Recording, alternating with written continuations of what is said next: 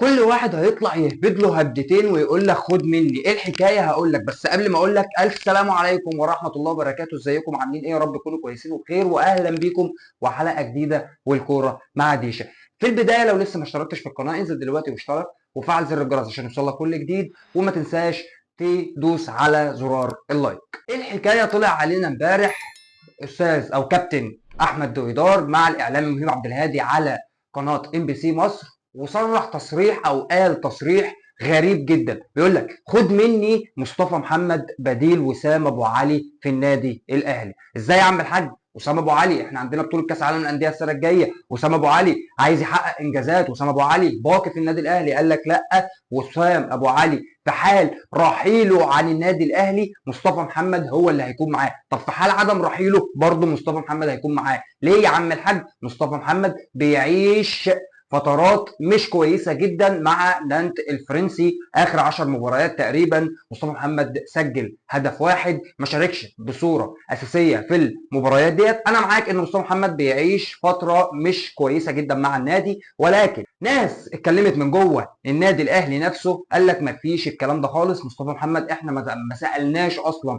في امكانيه ان هو يرجع مصر ولا لا. بناء عليه اكيد ما سالناش ان هو يجي النادي الاهلي ولا لا، عشان خاطر كل الناس اللي كانوا مع كابتن احمد دويدار في الاستوديو يقولوا له صعب مستحيل، عشان يرد عليه كابتن محمد عماره نجم السابق للنادي الاهلي طبعا بكل عقلانيه ويقول له يا كابتن وسام ابو علي مش هيمشي من النادي الاهلي قدامه سنتين ثلاثه، وخد مني. مش اي حد يا جماعه يطلع يقول خد مني نبدا ان احنا نصدقه ونبدا ان احنا نعلي الترند، نعلي الكلام ده كله. الناس كلها بدات تتكلم عن الموضوع. طب يا عم الحاج مصطفى محمد موجود في النادي الاهلي ولا مش موجود في النادي الاهلي؟ اكيد اي لاعب شرف ليه ان هو يلبس تيشيرت النادي الاهلي، بس انت يا احمد يا دودار لما تطلع وتقول الكلام دوت هتشيل جمهور الزمالك من مصطفى محمد، خصوصا ان اللاعب اصلا ما اتكلمش. وبناء عليه اللاعب عايز يضمن مكانه كاساسي في المنتخب الوطني، فلازم يبدا يشارك بصوره اساسيه. النادي اللي بيدور عليه مصطفى محمد مش هو النادي الاهلي، او بمعنى اصح النادي الاهلي بيدور على مهاجم بديل لوسام ابو علي، اي نعم، ولكن مش مصطفى محمد. وهيكون احتمال كبير قوي ان بديل وسام ابو علي او من ضمن البدلاء بتوع وسام ابو علي في النادي الاهلي هو محمد شريف. موضوع تاني ممكن نبدأ نتكلم فيه، عودة مدافع النادي الأهلي المعار لسيراميكا. مين هو؟ أحمد عبدين. طبعا مع المستويات اللي احنا شفناها في الدفاع، عندنا رامي ربيعة، ياسر إبراهيم ماشيين بصورة كويسة جدا، مع تكرار إصابة أو عدم شفاء اشرف داري من الاصابه بتاعته. يوسف ايمن عليه تحفظات كبيره جدا على المستوى اللي ادى بيه، واللاعب بيطالب ان هو عرفونا يا جماعه انا هعمل ايه، انا موجود معاكم ولا مش موجود معاكم، انا هشارك ولا مش هشارك. ليه؟ لان يوسف ايمن كان من المدافعين الاساسيين لمنتخب قطر، لانه يحمل الجنسيه القطريه وبيلعب لمنتخب قطر، فما تمش استدعائه للمنتخب. فاللاعب عايز يضمن انا موجود عشان اضمن مكاني في المنتخب زي ما كنت ضامنه، ولا امشي وارجع انا كده كده اعاره، ممكن اطلع اعارتي في يناير وتوكل على الله. علشان يطلع مسؤولين من النادي الاهلي او مصادر من النادي الاهلي يقولوا ان نسبه وجود يوسف ايمن في السيزون الجديد او يناير المقبل احتمال كبير قوي ان هو يقطع اعارته ويرجع تاني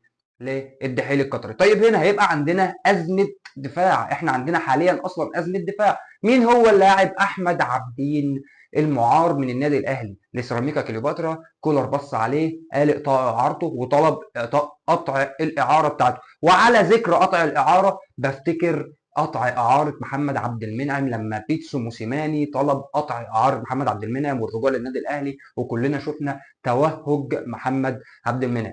فاحتمال كبير احمد عبدين يقطع اعارته في يناير وينضم لصفوف القلعه الحمراء. حاجه تانية برضو ممكن احنا نتكلم فيها، صفقات النادي الاهلي عايزين او المدرب بيتكلم عليها. المدرب مش بس عايز احمد عبدين، لا المدرب عايز كمان في كلام على مصطفى العش. مصطفى العش هو المدافع الوحيد في الدوري المصري طبعا بعد اللاعب احمد عبدين اللي الاهلي اصلا عايزه، لان هو من شباب الاهلي او من اللعيبه بتاعت الاهلي، بس هو معار. مصطفى العش على رادار الاهلي، ولكن في زد ممكن يطالب او يغالي في مطالباته، فممكن يحصل صفقات تبادليه او ان في لعيبه من النادي الاهلي تخش في صفقه مصطفى العش. مين هم اللعيبه اللي مارسيل كولر مش حاطط عينه عليهم؟ اللعيبه اللي هم ما عندهمش امل ان هم يشاركوا مع مارسيل كولر في الفترات الجايه هو كريم الدبيس وكريم نيدفيد ممكن يخش في صفقه انتقال مصطفى العش لصفوف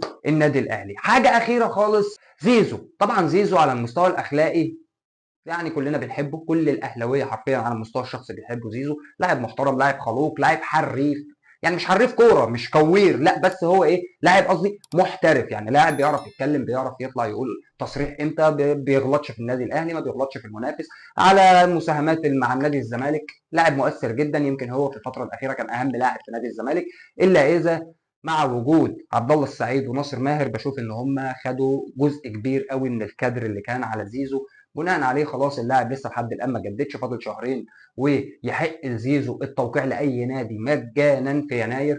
الفكره دلوقتي ان نادي الزمالك بيحاول يسوي معاه ان هو انت كده كده عايز تطلع او عايز تحترف، طيب تمام ماشي مفيش مشكله، احنا ممكن نجدد معاك سنه او اتنين وتطلع انت بره تاخد الراتب الكبير اللي انت عايزه من بره، وتبقى انت ايه معانا على ذمتنا، عشان خاطر لما تقطع اعارتك او لو عايز تقطع اعارتك لما ترجع ما ترجعش على اي نادي تاني في مصر. والمقصود هنا باي نادي تاني في مصر النادي الاهلي. ليه؟ لان طبعا في نسبه كبيره جدا من الزملكاويه او من المسؤولين الزملكاويين شايفين ان احمد السيد زيزو لو خرج من الزمالك يبقى بنسبه كبيره جدا هيبقى نفس القصه بتاعت امام عاشور لو رجع من بره هيجي لنادي الاهلي. بس انا بشوف الفكره هنا ان احمد السيد زيزو اصلا كان في الاول محترف، يعني احمد السيد زيزو واخد على الاجواء اللي بره، يعني واخد. امام يمكن ما تاقلمش بره، لكن احمد السيد زيزو كان متاقلم بره، فيمكن هو لو جاله عرض سواء من الخليج او سواء مثلا من الدوري الدنماركي، من الدوري البرتغالي، من الدوريات ديت، متهيألي احمد السيد زيزو يعني لاعب هيعرف يتاقلم على الموضوع ده. فايه اللي هيتم في الايام اللي جايه